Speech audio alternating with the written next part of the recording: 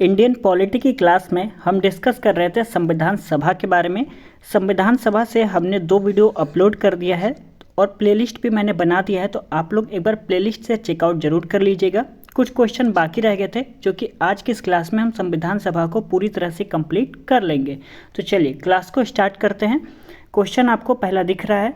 Question कह रहा है भारतीय संविधान सभा की प्रारूप मसविदा समिति के अध्यक्ष कौन थे। ठीक है, ऑप्शन नंबर ए कह रहा है डॉक्टर राजेंद्र प्रसाद, जवाहरलाल नेहरू, डॉक्टर बी.आर. अम्बेडकर या पुरुषोत्तम दास टंडन। कौन थे भारतीय संविधान सभा की प्रारूप समिति के अध्यक्ष। करेक्ट आंसर इसमें हो जाएगा option number C, doctor B R. Ambedkar. यह आपका करेक्ट आंसर हो जाएगा।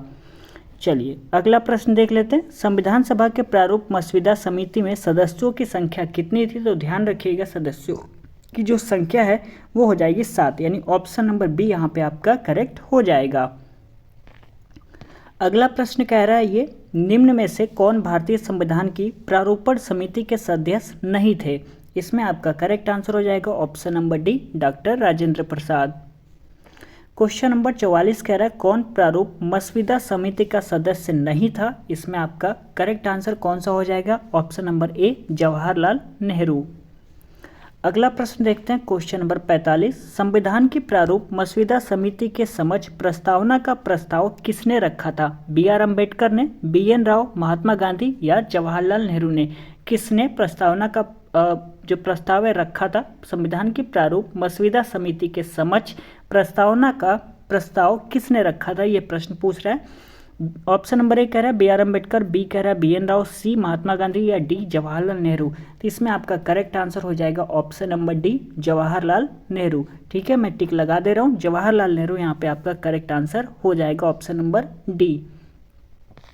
क्वेश्चन नंबर 46 कह रहा है संविधान सभा में सभी निर्णय किस आधार पर लिए गए। एकता और अखंडता के आधार पर, बहुमत के आधार पर, सर्वसम्मति के आधार पर या सहमति और समायोजना के आधार पर। इसमें आपका ऑप्शन नंबर डी करेक्ट हो जाएगा, सहमति और समायोजना के आधार पर संविधान सभा में सभी निर्णय लिए गए। अगला प्रश्न है हमारा संविधान सभा में उद्देश्य प्रस्ताव किसने प्रस्तुत किया था। सच्चिदानंद सिन्हा ने, बी.आर. अम्बेडकर ने, जवाहरलाल नेहरू या आचार्य जे.बी. कृपलानी ने। किसने संविधान सभा में उद्देश्य प्रस्ताव प्रस्तुत किया था। करेक्ट आंसर हो जाएगा option number C, Jawaharlal Nehru ने। भारतीय संविधान सभा की संघीय शक्ति समिति के अध्यक्ष कौन थे। सरदार पटेल, बी.आर. अम्बेडकर, अल्लादी कृष्णस्वामी स्वामी अय्यर या Pandit Jawaharlal Nehru. Correct answer option number D हो जाएगा, पंडित जवाहरलाल नेहरू। अगला प्रश्न हमारा भारतीय संविधान को अपनाया गया था संविधान सभा द्वारा, गवर्नर जनरल द्वारा, ब्रिटिश संसद द्वारा या भारतीय संसद द्वारा। तो इसमें आपका करेक्ट आंसर हो जाएगा संविधान सभा द्वारा भारतीय संविधान को अपनाया गया था।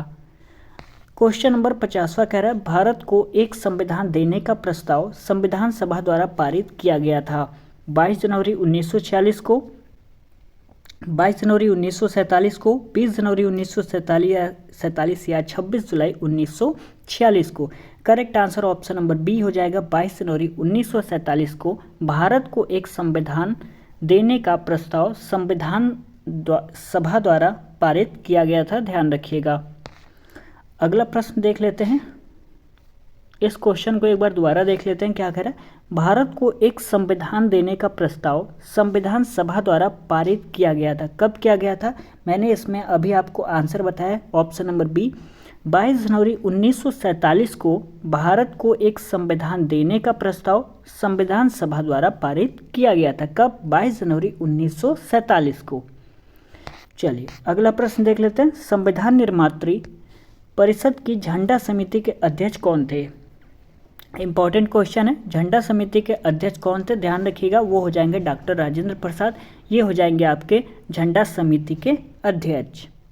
चलिए अगला प्रश्न देख लेते हैं। राष्ट्रीय झंडे की अभिकल्पना को भारत की संविधान सभा में ग्रहण किया गया था। करेक्ट आंसर हो जाएगा सी, जुलाई 1947 में।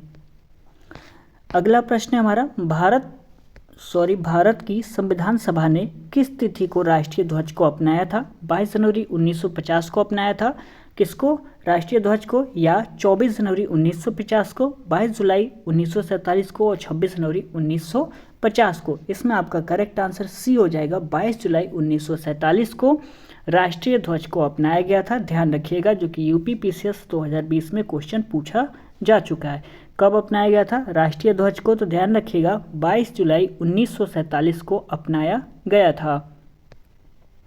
क्वेश्चन नंबर 54 कह रहा है हमारा, संविधान सभा ने संविधान को अंतिम रूप से किस दिन पारित किया था? करेक्ट आंसर हो जाएगा सी, 26 नवंबर 1949 को। अगला प्रश्न है हमारा, संविधान सभा अंतिम रूप से किस दिन आखिरी बार मिली थी? इसमें आपका correct answer option number C हो जाएगा 24 जनवरी 1950 को। चलिए क्वेश्चन नंबर 56 देख लेते हैं। संविधान सभा के कितने उपस्थित सदस्यों ने संविधान पर हस्ताक्षर किए थे? इसमें आपका करेक्ट आंसर बी हो जाएगा 284, और जो सदस्य थे उसने संविधान पर हस्ताक्षर किए थे संविधान सभा के। ठीक है,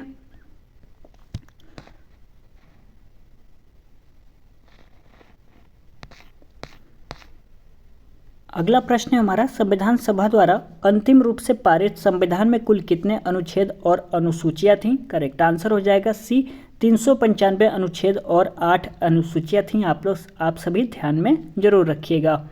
चलिए अगला प्रश्न है हमारा, संपूर्ण भारतीय संविधान के निर्माण में संविधान सभा को कितना समय लगा था? करेक्ट आंसर हो जाएगा बी, 2 वर्ष 11 माह और 18 दिन का समय लगा था। अगला प्रश्न है हमारा, किस दिन से संविधान सभा का अंतरकालीन संसद के रूप में आविर्भाव हुआ? इसमें आपका करेक्ट आंसर हो जाएगा ऑप्शन नंबर सी, 26 जनवरी 1950 को। अगला प्रश्न कह रहा है हमारा, जिस संविधान सभा द्वारा भारत के संविधान का अधिनियम किया गया उसके सदस्य कौन थे? करेक्ट आंसर हो जाएगा सी, विभिन्न प्रांतों की विधानसभाओं द्वारा नामित थे। तो आज की क्लास में बस इतना ही। यह जो टॉपिक है संविधान सभा, यह आपका पूरी तरह से कंप्लीट हो गया है। संविधान सभा ये मैंने आपको कंप्लीट करा दिया है, पॉलिटी की प्लेलिस्ट बना दिया है, तो आप लोग एक बार चेकआउट जरूर कर लीजिएगा। अभी तक मैंने केवल 2 जो टॉपिक है उसको कंप्लीट कराया हुआ है, संवैधानिक इतिहास और संविधान सभा। तो उम्मीद करते हैं आज का वीडियो आपको पसंद आया होगा, तो प्लीज़ वीडियो को लाइक कर दीजिएगा, अपने दोस्तों में इस वीडियो को शेयर जरूर करिएगा, और एक प्यारा सा कमेंट आप लोग कर सकते हैं यदि आपका दिल करे तो, और चैनल को सब्सक्राइब कर लीजिएगा ऐसे वीडियोस पाने के लिए। चलिए मिलते हैं अगले वीडियो में, तब तक के लिए बहुत बहुत धन्यवाद।